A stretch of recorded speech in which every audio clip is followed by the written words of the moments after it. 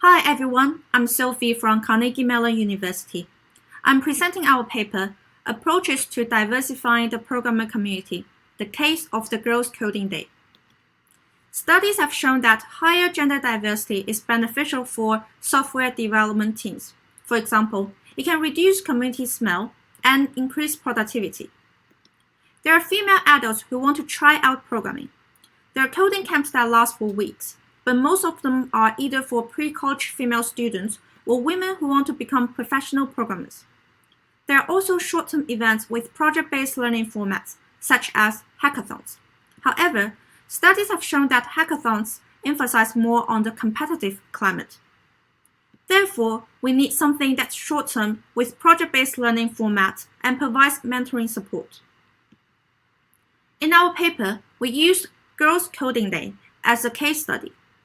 Girls Coding Day is a one-day coding workshop that allows participants to try out programming. Although the workshop takes place in one day, the entire event spans 1 week. A week before the event, there is a kickoff event where we announce projects, assign participants to mentoring groups, and distribute handouts. In the following week, we encourage the participants to read the handout and discuss it with their mentors. During the workshop, participants work on individual projects. Mentors are there to answer questions and help with technical problems. We wanted to study if the format of Girls Coding Day is effective. We have 3 research questions. The first one is about participants' motivations. The second one is how was the design related to their intention to continue learning about programming. The third one is how was the design related to their perception about their own coding ability. Due to the time limit, I will only present findings to the third research question. Please read our paper to find out the results to the first 2 research questions. We organized several Girls Coding Day workshops on different topics. We had 12 workshops on HTML and CSS and 17 on Python. After each event, we distributed a short survey for their feedback on the events. From the answers, we identified components that can be measured, such as handout, mentoring experience, kickoff events, and learning satisfaction. Then we designed the second survey to measure these components. We performed correlation analysis and thematic analysis on the answers. Here are some findings to answer the third research question. Firstly, we found that participants still have low perceived coding ability. The histograms here are participants' level of comfort using technologies they learned. We can see that the means are relatively low, and some of them are below 3. We found that satisfaction with a handout correlates with higher perceived coding ability. From the thematic analysis, we found some benefits of the handout. For example, it's newbie-friendly because it starts with the basics and helps the participants prepare for the event. However, some participants mentioned that it should be more readable, especially for those who don't know about programming. We also found that mentoring experience was perceived to be the most useful. We can see that both variables are relatively high means. Some benefits are mentoring experience increased learning effectiveness and expanded their social circle because they could meet with people from different disciplines. There are some unsatisfying aspects. For example, the group assignment was arbitrary, so some participants without prior knowledge were assigned to the same group as those who knew some programming, so the mentoring had to be done individually. Some also reported that the mentor's professionalism was unequal. Some seem to know better about the language and some know less. Although we didn't find correlations between the kickoff event and the perceived coding ability, participants reported that the event makes the workshop more effective because they can install software and configure environments beforehand. Finally, we learned that learning satisfaction correlates with higher perceived coding ability. However, we found that both learning satisfaction and outcome satisfaction are relatively low. One major reason is that the duration was too short. So that brings us to the pros and cons we found of short duration events. Here are some pros. It was sufficient to get participants interested in computer programming and help them get started. Providing handouts beforehand can reduce the disadvantage of the short duration. And here are some cons. It was a haste. Due to the short duration, we couldn't cover materials in more details, and we couldn't cover more materials. And there's also a lack of follow-up curriculums. To summarize our paper, we used Growth Coding Day as a case study for diversifying the programmer community. We wanted to study whether the short-term event is effective. We designed a multi-case study to answer our research questions, and we found that participants do have low perceived coding ability and some components that might correlate with the results. We made the service available online. Thank you. Hi, my name is Dr. Jennifer McIntosh, and I'm from the Human Eyes Lab at Monash University, Australia. I'd like to start my presentation by doing an acknowledgement of country. We acknowledge the elders, past, present, and emerging of all the land we work and live on, and their ancestral spirits with gratitude and respect. I acknowledge the people of the Kulin Nations, the traditional owners of the land on which I'm meeting with you from today. I'm going to talk about age bias in e-commerce. So starting with a little bit of background, I just wanted to explain why we might be looking at age bias. We know that software applications are generally designed for a general target end user, and this means that diverse ages are often not accommodated. This has become much more apparent in the recent COVID-19 pandemic, with a lot of older people using e-commerce for the first time and more often because of the social distancing requirements. Most research focuses on age bias in the software industry, but actually in the employment sector, not in the end users. Despite this, there has been an attempt to actually address bias in software with things like the Gender Mag program. Gender Mag addresses potential gender bias in software applications, and Inclusive Mag is a derivation of the Gender Mag to increase software inclusivity in underserved populations more generally. So I'm going to talk a little bit about Inclusive Mag because we use the Inclusive Mag framework and methodology to develop and do our research. The Inclusive Mag uses 3 different steps. And the first step is called scope.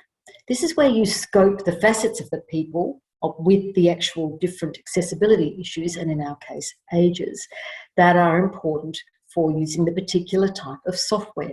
And in our case, we're looking at e-commerce software.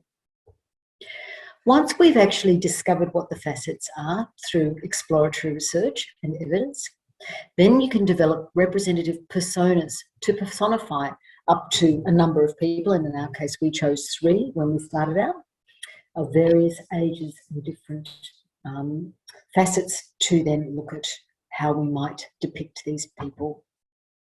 Once we've actually sort of developed personas, then we can actually apply the personas to evaluate them for bias by using a cognitive walkthrough with other e-commerce software. So just starting with scope. First of all, our sample. We decided that by age we would actually break this up into different generations, and we only included people who are 18 years and over.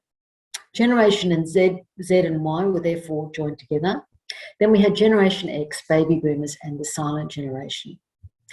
The research suggested that facets such as technical proficiency, risk aversion, visual impairment, and attention are things that come up as being quite important with respect to age and software use. So we did qualitative interviews, a deep dive with different people from different generations to see what facets might come up with respect to their use of e-commerce. We also asked each person after the interview to actually use some e-commerce that we gave them, and we observed how they used them. The derive aspect was next. So once we'd done our qualitative exploration, our analysis was done using inductive thematic analysis of not only the interviews, but also of the observation. And then we looked at the facets that we had derived from the evidence, and we actually mapped that onto the thematic analysis and developed personas that represented each generation.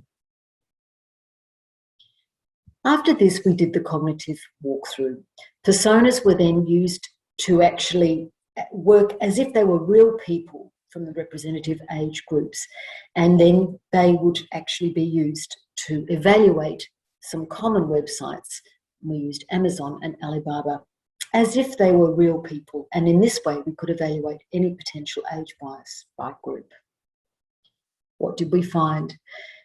We found, first of all, we only got representatives from baby boomers, Generation X and Generation Z and Y initially, and then we went back and did a second round and managed to get people from the silent generation. When it came to looking at what facets came up that we were looking for, we found that risk was a common facet that came up in everybody. We also found that with the silent generation, there was quite a distinct difference. Risk, technical proficiency and visual impairment were all facets that were affected in their use of e-commerce. Just to show you one bit of a snapshot of some of the stuff that we looked at. With technical proficiency, we looked at not only how much, but also the types of technology that was used. And with specifically e-commerce, we found that a big difference was with the silent generation, and none of them actually participated in any e-commerce at all. With risk, everybody did experience or at least assess and evaluate risk when they were using e-commerce. We found that everybody found ways to mitigate risk. And the three main ways that people mitigated risk was, one, by only choosing sort of large brands that they actually recognised and felt like it was a safe option. Security and privacy. People had different levels of comfort with using passwords, credit card details, banking details, and personal details, saving them onto websites. And trustworthiness. People often talked about whether or not they trusted a particular e-commerce website, particularly with respect to whether or not they were going to actually receive the purchases that they paid for. We developed two personas, and as I said before, there was a very clear difference between the younger three generations and the elderly personas. So being true to our data, we actually presented two different personas with quite different facets. When we did the cognitive walkthrough, we had the two personas were instructed to buy a printer and find out what might be currently on offer on these websites. And we found that the general or younger personas, they did a lot of reading and comparing products and managed to find today's deal. Whereas the elderly personas needed a lot of help. They had a lot of difficulty interpreting information, and we found that there was age bias, or at least they had limited technical proficiency to actually be able to use those websites effectively. So our research provides a baseline for evaluating age bias in e-commerce. We found no conclusive evidence to suggest that the facets technical proficiency and visual impairment had an influence on younger groups. However, we did find that this was something that actually affected the silent generation's behaviour when engaging with e-commerce. This is consistent with other research. We would argue that augmenting ways to improve access for people with reduced technical proficiency who are risk averse and have diminished sight would greatly benefit not only older people but other people with similar accessibility issues. However, to increase the validity of our results, we would suggest further research with a broader sample to gain more granular data and find some solutions to some of these issues would be a great asset. And I'd like to acknowledge the people, my co-authors, and also this Tangela and I are both supported by an ARC Laureate Fellowship. Thank you.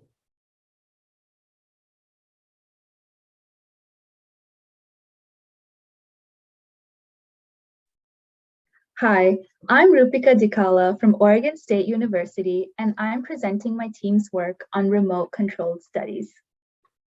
The COVID pandemic prevented in-person lab studies, so this meant that controlled studies could only be done remotely from the volatile environments that are participant homes. Our group redesigned two complex qualitative and quantitative controlled studies about fault localization in an AI system, and the story ends with us achieving clean and statistically significant results. For our remote setup, we couldn't recruit Mechanical Turk participants because we wanted rich behavioral data from the qualitative study. The in-person setup that we wanted was for a participant to walk into a conference room that has a table with a laptop with the game replay, a poster which they could mark up, and a clipboard to handwrite responses. Instead, we had to condense all these methods into a single screen Zoom session. When one is doing empirical design, there are many risks. And when we designed and conducted our remote studies, we mitigated 5 categories of risk, namely privacy and security, technology issues, controls, data collection, and payment. So let's dive into controls. In controls, we enlisted 3 strategies. And for the sake of time, let's focus on attention checks. For each session, we ran 1 participant in the qualitative and averaged 2 participants in the quantitative studies. So conversation between the researcher and the participants was natural. We used this fact to insert verbal attention checks to ensure that participants were attentive and, more importantly, not experiencing technical difficulties. So how did we go about inserting these attention checks? During the tutorial, the researcher pointed to parts of the game screen with a large mouse cursor to ensure the participants were looking at the same area. We also asked participants to interrupt us if they had any technical difficulties. We additionally used attention checks to monitor the main task. In the qualitative Think Aloud study, we prompted participants if they fell silent. And in the quantitative, we observed a click log dashboard for signs of inactivity. As I mentioned, our quantitative study averaged 2 participants per session. So this tasked the researcher with the intense effort of keeping up with multiple participants on the dashboard. And this was on top of various Zoom chat communications. And it felt like engaging with 8 screens at once.